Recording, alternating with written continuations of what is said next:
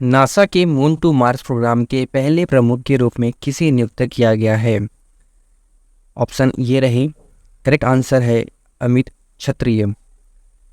इस मिशन का उद्देश्य चंद्रमा और मंगल पर एजेंसी की मानव अन्वेषण गतिविधियों को अंजाम देना है। कौन छत्तीसगढ़ हाईकोर्ट के नए मुख्य न्यायाधीश बने हैं? ऑप्शन ये रहे। करेक्ट आंसर है जस्टिस रमेश सिन्हा। जस्टिस रमेश सिन्हा जो है वो पहले इलाहाबाद हाई कोर्ट में जस्टिस थे। छत्तीसगढ़ हाई कोर्ट की स्थापना 1 नवंबर 2000 को मध्य प्रदेश राज्य की पुनर्गठन के बाद बने नए राज्य छत्तीसगढ़ के गठन के साथ हुई थी। किस कंपनी ने हाल ही में कराईकाल पोर्ट का अधिग्रहण किया है? ये है ऑप्शन। करेक्ट आंसर है अदानी ग्रुप। और इसके अलावा पुडुचेरी के कराईकाल जिले में स्थित कराईकाल पोर्ट की स्थापना 2009 में की गई थी। अदानी समूह ने 1485 करोड़ में अधिग्रहण कर लिया है। भारतीय रिजर्व बैंक स्थापना दिवस कब मनाया जाता है? ये है ऑप्शन। करेक्ट आंसर है 1 अप्रैल। आरबीआई की स्थापना भारतीय रिजर्व बैंक अधिनियम 1934 के प्रावधानों के अनुसार 1 अप्रैल 1935 को की गई थी। सर ओसबर्न स्मिथ को आरबीआई का पहला गवर्नर बनाया गया था।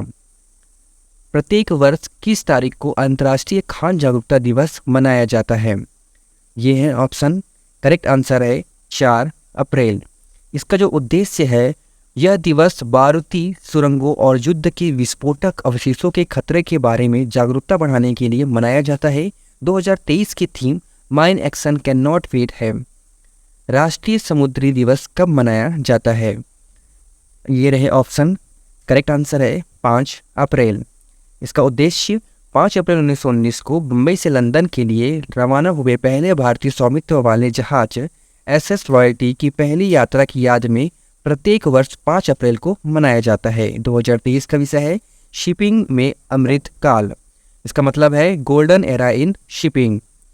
इसमें कुछ खास बात ये भी है कि 29 सितंबर को विश्व समुद्री दिवस मनाया जाता है। विश्व स्वास्थ्य दिवस कब मनाया जाता है? ऑप्शन ये रहे। करेक्ट आंसर है 7 अप्रैल। हर साल 7 अप्रैल को एक विशिष्ट स्वास्थ्य मुद्दे पर वैश्विक ध्यान आकर्षित करने के लिए मनाया जाता है जो दुनिया भर के लोगों को प्रभावित करता है। 2023 का विषय है सभी के लिए स्वास्थ्य, जो पिछले 7 दशकों में लोगों के जीवन की गुणवत्ता को बढ़ाने में सार्वजनिक स्वास्थ्य की उपलब्धियों को दर्शाता है। यह दिन विश्व स्वास्थ्य संगठन की स्थापना की वर्षगांठ का भी प्रतीक है। WHO के बारे में बात करें तो इसकी स्थापना 7 अप्रैल 1948 को हुई थी। मुख्यालय है जिनेवा, स्विट्जरलैंड। महानिदेशक हैं टेड्रोस अधनोम। नेक्स्ट है जगन्नाथ महतो का निधन हो गया है, वह किस राज्य के शिक्षा मंत्री थे? ये रहे ऑप्शन। करेक्ट आंसर है झारखंड। जगन्नाथ महतो का जन्म 1 जनवरी 1967 को हुआ था। वह झारखंड को एक अलग राज्य बनाने के लिए चलाए गए आंदोलन में सक्रिय भूमिका निभाई थी। भारत किस देश के साथ स्लिनेक्स 2023 मैरीटाइम एक्सरसाइज में भाग ले रहा है? ये रहे ऑप्शन। करेक्ट आंसर है श्रीलंका। स्लिनेक्स 2023 की 10वें संस्करण का आयोजन 3 अप्रैल से कोलंबो में किया जा रहा है। इसके आयोजन का उद्देश्य भारत और श्रीलंका के बीच समुद्री क्षेत्र में आपसी सहयोग को मजबूत करना है। डोप टेस्ट में फेल होने के कारण किस महिला वेटलिफ्टर पर 4 साल का प्रतिबंध लगा दिया गया है? ये रहे ऑप्शन। करेक्ट आंसर है संजीता चानू। राष्ट्रमंडल खेलों में 2 बार की स्वर्ण पदक विजेता रही हैं ये। यह प्रतिबंध नेशनल एंटी डोपिंग एजेंसी द्वारा लगाया गया है। कौन सा देश नाटो का 31वां सदस्य बना है? ये रहे ऑप्शन। करेक्ट आंसर है फिनलैंड।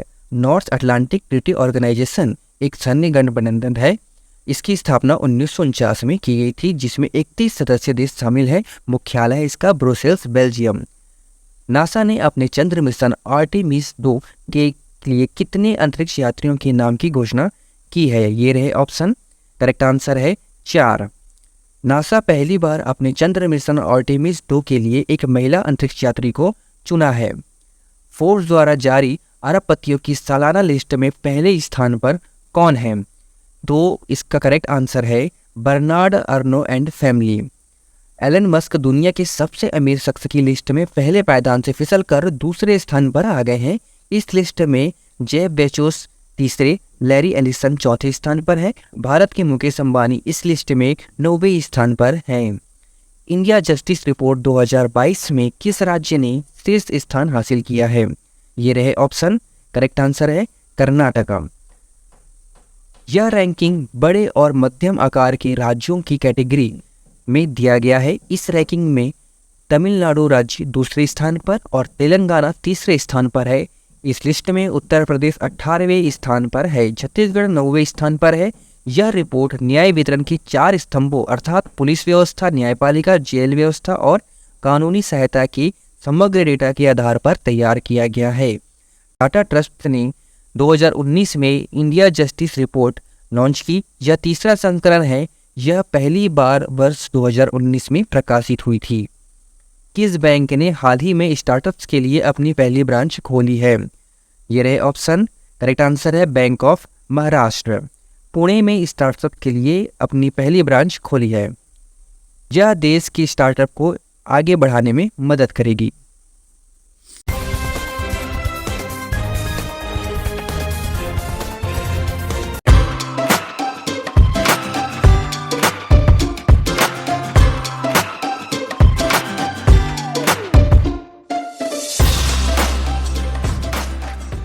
किस भारतीय अमेरिकी गणितज्ञ को सांख्यिकी में 2023 का अंतर्राष्ट्रीय पुरस्कार प्रदान किया गया है?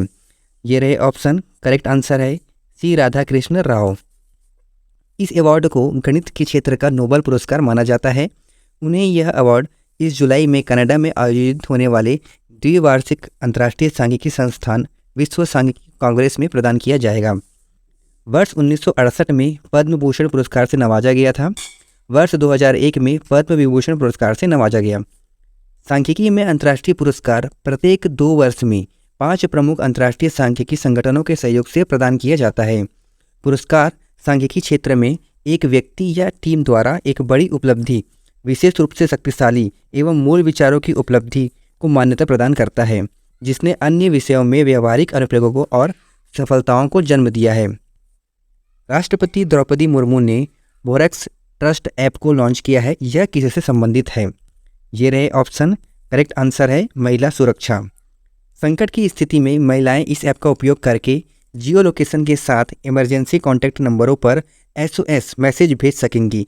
साथ ही फ़ोन चेक करके कॉल भी कर सकती हैं। इस ऐप के उपयोग के लिए इंटरनेट कनेक्टिविटी की अनिवार्यता नहीं है। किस पॉलिटिकल पार्टी को हाल ही में नेशनल पार्टी का दर्जा मिला है? ये रहे ऑप्शन। करेक्ट आंसर है आम आदमी पार्टी। शरद पवार के नेतृत्व वाली राष्ट्रवादी कांग्रेस पार्टी और पश्चिम बंगाल की मुख्यमंत्री ममता बनर्जी के नेतृत्व वाली तृणमूल कांग्रेस से नेशनल पार्टी का दर्जा छीन लिया गया है। साथ ही डी राजा की कम्युनिस्ट पार्टी ऑफ इंडिया ने भी राष्ट्रीय पार्टी का दर्जा खो दिया है। केंद्रीय गृह मंत्री अमित शाह ने हाल ही में किस प्रदेश में वाइब्रेंट विलेज प्रोग्राम लॉन्च किया है? ये रहे ऑप्शन। करेक्ट आंसर है अरुणाचल प्रदेश। अरुणाचल प्रदेश एक सीमावर्ती गांव किबुती में वाइब्रेंट विलेज प्रोग्राम लॉन्च किया। केंद्र द्वारा शुरू किए गए इस कार्यक्रम का उद्देश्य भारत चीन सीमा पर गांवों का व्यापक विकास करना है।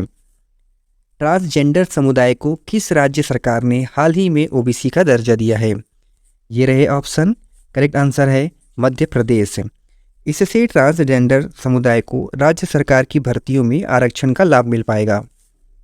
भारत की पहली semi high speed regional rail service को क्या नाम दिया गया है? ये रहे ऑप्शन। करेक्ट आंसर है रैपिड एक्स। इसका संचालन राष्ट्रीय राजधानी क्षेत्र परिवहन निगम NCRTC द्वारा किया जाएगा। दिल्ली गाजियाबाद मेरठ RRTS गलियारे पर इस सर्विस से यात्रा समय की बचत होगी। गति और प्रगति को दर्शाने के अलावा नाम में एक्स शब्द अगली पीढ़ी की तकनीक को दर्शाता है। यह युवाओं, आशावाद और ऊर्जा का भी प्रतिनिधित्व करता है। रैपिड रेल 180 किलोमीटर प्रति घंटा की रफ्तार से दौड़ सकती है। अभी अधिकतम 160 किलोमीटर प्रति घंटे की रफ्तार पर इसका संचालन हुआ है। खास बात यह है कि रेल कोच के आखिरी डिब्बे में स्ट्रेचर का इंतजाम किया गया है। अगर किसी मरीज को मेरठ से दिल्ली रेफर किया जाता है तो इसके लिए एक अलग कोच की व्यवस्था है ताकि कम कीमत में मरीज को पहुंचाया जा सके। इसके साथ महिलाओं के लिए अलग कोच की व्यवस्था की गई है। दिव्यांगों के लिए अलग सीट्स तैयार किए गए हैं जिन्हें इस्तेमाल न होने की सूरत में मोड़ा जा सकेगा। भारत में पहली बार अंडर वाटर मेट्रो ट्रेन का ट्रायल किस शहर में किया गया है? ये रहे ऑप्शन। करेक्ट आंसर है कोलकाता। इस ट्रायल के दौरान मेट्रो रेल को हुगली नदी के नीचे 520 मीटर की सुरंग से संचालित किया गया। भारत के मेट्रो इतिहास में यह पहला मौका था जब किसी मेट्रो ट्रेन को अंडर वाटर संचालित किया गया। सेवाएं शुरू होते ही हावड़ा देश का सबसे गहरा मेट्रो स्टेशन बन जाएगा। किस कंपनी को हाल ही में मिनी रत्न कैटेगरी 1 का दर्जा दिया गया है? ये रहे ऑप्शन। करेक्ट आंसर है solar energy corporation of India. Solar energy corporation नवीन और नवीनीकरणीय ऊर्जा मंत्रालय की एक महत्वपूर्ण एजेंसी है। इसकी स्थापना वर्ष 2011 में की गई थी। यह एकमात्र केंद्रीय सार्वजनिक क्षेत्र का उपक्रम है जो सौर ऊर्जा क्षेत्र में सक्रिय है। भारत के किस शहर में पहली बार 3D प्रिंटेड पोस्ट ऑफिस का निर्माण किया जा रहा है? ये रहे ऑप्शन। करेक्ट आंसर है बेंगलुरु। इसका निर्माण लॉर्सन एंड ट्रूबो द्वारा किया जा रहा है जो वर्तमान में भारत में निर्माण के लिए 3D प्रिंटिंग तकनीक का उपयोग करने वाली एकमात्र कंपनी है। इस पोस्ट ऑफिस को बनाने में 25 लाख रुपए खर्च होंगे। विदेश मंत्री डॉक्टर एस जयशंकर ने किस देश में भारत द्वारा बनाए गए ब्रिज का उद्घाटन किया? ये रहे ऑप्शन। करेक्ट आंसर है मोजाम्बिक। जयशंकर जी मोजाम्बिक की यात्रा करने वाले भारत के पहले विदेश मंत्री हैं। यात्रा के दौरान जयशंकर जी ने मोजाम्बिक में भारत द्वारा बनाए गए बुजी ब्रिज का वर्चुअली उद्घाटन किया। ये पुल 670 मीटर लंबा है जो बुजी नदी पर बना हुआ है। ये 132 किलोमीटर लंबी टीका बुजी नोवा सोफाला रोड परियोजना का हिस्सा है। इसकी लागत 118 मिलियन अमेरिकी डॉलर यानी करीब 962 करोड़ रुपए हैं। इसे Exim bank of India finance कर रहा है।